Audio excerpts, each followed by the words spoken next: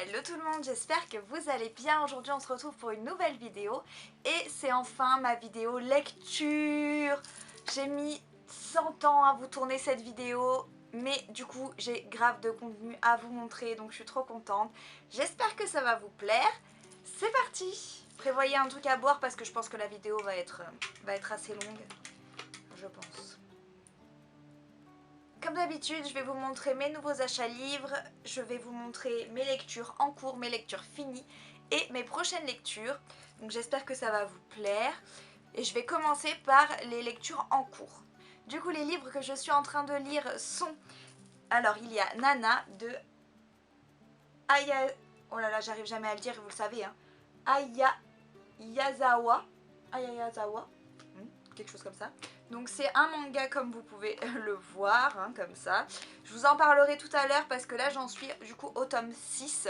Donc j'ai lu jusque là. Donc je vous en parle tout à l'heure dans mes lectures finies plutôt. Sachez qu'il y a 21 livres, donc je vais tenir jusqu'au 21e tome. Mais en fait au final je prends mon temps pour les relire, j'en profite. Et j'essaye juste pas de les bouffer comme ça sans prendre de plaisir, ça sert à rien. La deuxième lecture en ce moment c'est Toutes des sorcières de Aurélie Godefroy. Donc ça je vous en ai parlé il me semble dans la dernière vidéo lecture que je vous mettrai dans le petit i. En fait tout simplement il est très facile à lire parce que en fait vous avez plein de rituels, plein de recettes, de façons de faire, ça vous explique le pourquoi du comment. Et franchement c'est génial à lire. En fait ça donne envie de reprendre conscience de nous, de ce qu'il y a autour de nous. Et franchement c'est vraiment pas mal du tout. Je suis très contente d'avoir ce petit bouquin avec moi. Et en fait celui-là j'ai lu un tiers déjà. Mais je prends mon temps pour le lire parce que comme c'est plein de petits rituels, je me dis que je vais plus les lire au fur et à mesure que de ce que j'ai envie d'exploiter plutôt que de tout lire d'un coup. Ensuite j'ai commencé La vie secrète des écrivains, j'en suis vraiment au tout début, j'ai lu ça pendant les vacances. Mais ça m'a l'air plutôt très prometteur, donc j'ai vraiment hâte de le lire plus attentivement. Je pense que ça va être mon livre pour la plage de ces prochains jours parce qu'il m'intrigue beaucoup et j'ai très envie de le lire. Donc ça c'est vraiment ma lecture actuelle, celle que je lis vraiment maintenant. Donc trop hâte de vous en parler dans la prochaine vidéo lecture pour vous donner mon avis. Et je suis toujours sur Devenir de Michelle Obama. Tout simplement parce que c'est quand même... c'est pas un livre qu'on lit... je sais pas comment vous expliquer. Pour moi en fait quand c'est des autobiographies, je prends plus de temps à les lire que si c'était un roman. Un roman, il y a toujours quelque chose qui vous pousse à lire la suite. Dans une autobiographie, vous savez la fin, entre guillemets. Et ça vous permet que vous lisiez plus en détail, je trouve. Et du coup, je prends plus mon temps pour le lire, surtout que c'est très bien écrit. Alors je crois que la deuxième partie du livre c'est pas du tout une autobiographie, mais j'en suis à la première partie, donc j'ai quand même pas mal avancé par rapport à avant, mais il est toujours pas fini. Donc on va passer à la catégorie des films. Non Jennifer, pas des films. On va passer à la catégorie des livres que j'ai pu finir. Donc j'ai 2 romans et quelques mangas forcément. Donc on va commencer par les mangas puisque je vous en ai parlé au début de la vidéo. Donc je suis au tome 6 de Nana. Donc j'ai fini bien sûr Qui me parle. J'ai du coup bien sûr lu les 5 premiers qui sont extraordinaires. C'est vraiment une histoire que j'aime beaucoup. Forcément sinon je ne me referai pas toute la série puisque je les avais déjà lus avant. Pour ceux qui ne connaîtraient pas du tout, en gros... vous allez suivre le quotidien de 2 jeunes filles qui s'appellent toutes les deux Nana, mais qui sont totalement opposées dans tout. Alors c'est pas un truc drôle, enfin, je sais pas comment expliquer, il y a des passages très rigolos, mais il y a aussi des passages un peu tristounés. On sent qu'il y a du mal-être dans les deux, et c'est plus une comédie dramatique, on va dire ça comme ça, c'est pas vraiment juste une comédie. Ensuite, j'ai pu enfin finir Miroir Miroir. Alors celui-là par contre j'ai pas mis longtemps du tout à le lire. Donc Miroir Miroir c'est quoi? C'est un livre sur la méchante reine de Blanche-Neige. Donc c'est de Serena Valentino, je vous en ai parlé aussi dans ma dernière vidéo il me semble. Ça vous montre que la méchante reine n'a pas toujours été mauvaise, n'a pas toujours été méchante avec Blanche-Neige, au contraire. Et ça permet d'en apprendre plus sur elle finalement, de comprendre un peu plus pourquoi. Alors le pourquoi de la méchante reine je vous laisserai découvrir parce que je ne veux vraiment pas vous spoiler, vous le savez. Mais on n'est vraiment pas sur des raisons logiques, on est plus sur des problèmes affectueux, familiaux et du coup des traumatismes. C'est très bizarre cette sensation de se mettre à la place du coup du méchant pour une fois et de se dire mince, bah non, pourquoi tu changes comme ça. Enfin je vous laisserai découvrir mais vraiment c'est très original et c'est vraiment pas mal du tout à lire. J'ai kiffé, vraiment, et j'ai hâte de lire les prochains puisque toute la saga des vilains Disney en fait c'est tout a un lien.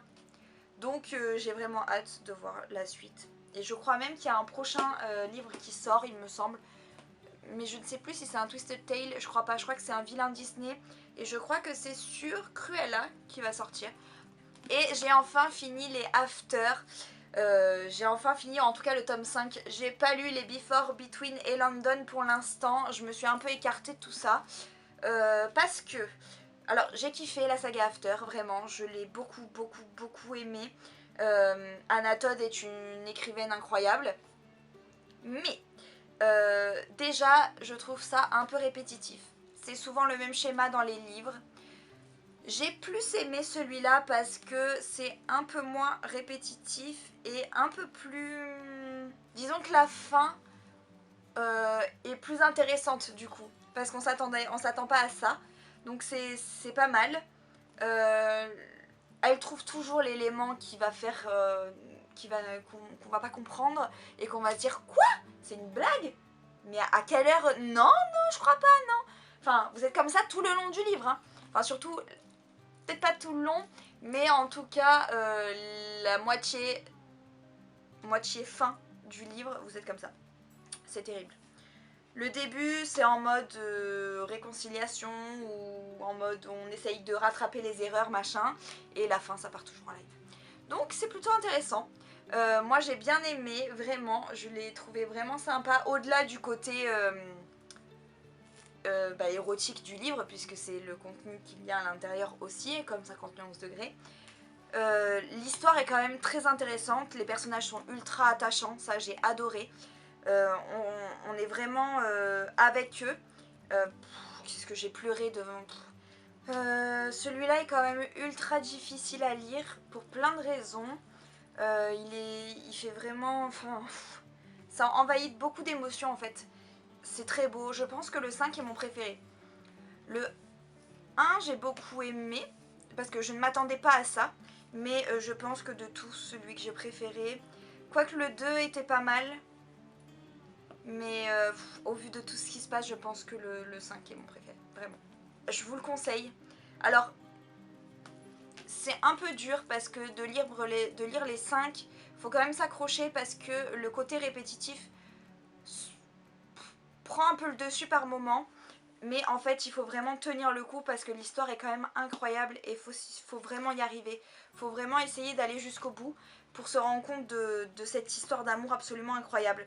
Vraiment. Donc si j'ai un conseil à vous dire, c'est de le lire, de prendre votre courage à deux mains et que même si vous avez envie d'arrêter, n'arrêtez pas. Faites à la limite une petite pause et revenez dessus, mais vraiment n'arrêtez pas. C'est parti pour la troisième catégorie. Donc, on va passer maintenant à mes lectures prochaines. Voilà, en fait, je vais commencer par mes lectures prochaines parce qu'il y a des livres que je n'ai pas achetés récemment qui sont là dans ma bibliothèque depuis longtemps et que j'ai tout simplement pas lu et que je veux lire. Donc, je vais vous présenter cela et ensuite, je vais vous montrer tous mes achats de livres récents.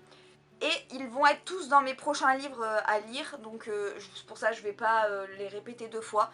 Donc il y a forcément la suite de Nana, donc là c'est le tome 7.